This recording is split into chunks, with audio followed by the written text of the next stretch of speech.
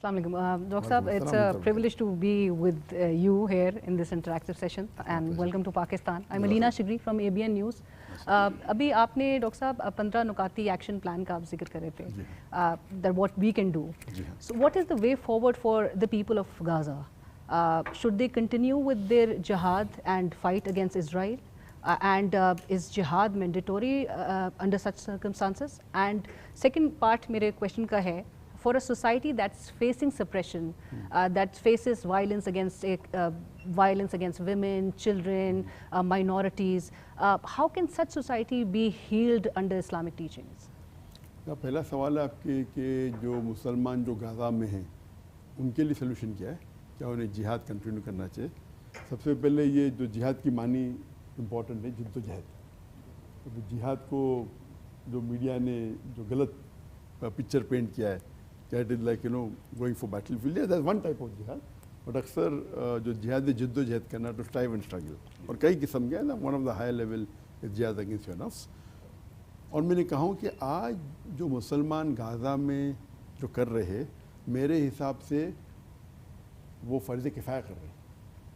they are protecting the third holiest site, ये तीसरी सबसे होलीस्ट साइट दुनिया में है जो आज जो है मस्जिद अक्सा, उसको प्रोटेक्ट कर रहे हैं। अगर वो नहीं करेंगे तो हम पे फ़र्ज़ होएगा, तो मेरे हिसाब से फ़र्ज़ किफ़ाया कर रहे हो।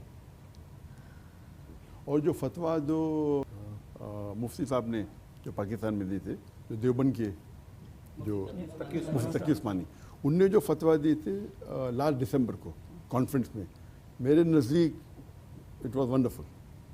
तो मुफ्ती तकी उस्मानी साहब ने कहा था कि उनके नज़दीक, वो दिसंबर में कहा था, जो वॉर को हार्डली 2 महीने हो चुके थे, उनके नज़दीक सीज़ फायर गलत है, नहीं होना चाहिए, ये गाज़ा वॉर का सीज़ फायर नहीं होना चाहिए।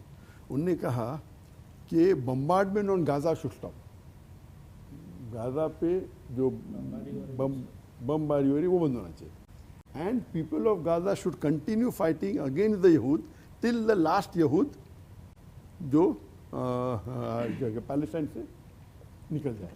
तो ये फतवा माशाअल्लाह इतना सख्त फतवा मैंने, और मैं सही भी कर सकता सख्त, तो वो कह रहे थे कि वहाँ के लिए, वहाँ के इन लोग के लिए फ़र्ज़ है, अगर वो नहीं होंगे तो नेक्स्ट जो करीब है फिर आखिर में हम पे भी हो जाता है।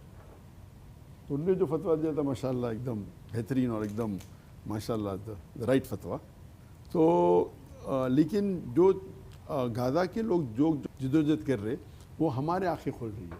हम जब पढ़ते कुरान मजीद के आयते, उनकी मानी जब पढ़ते हैं और ये हदीस पढ़ते हैं कि सहाबास कैसे थे, हमें यकीन नहीं होता ऐसे लोग ज़िंदा है क्या नहीं। अभी हम देखते हैं कि एक माँ अपने बच्चे अगर शहीद होता है, वो अल्लाह से कह रही है कि अगर आप 10 बेटे भी देंगे मुझे तो मैं आपके नाम पे उन्हें कुर्बान कर दूँगी।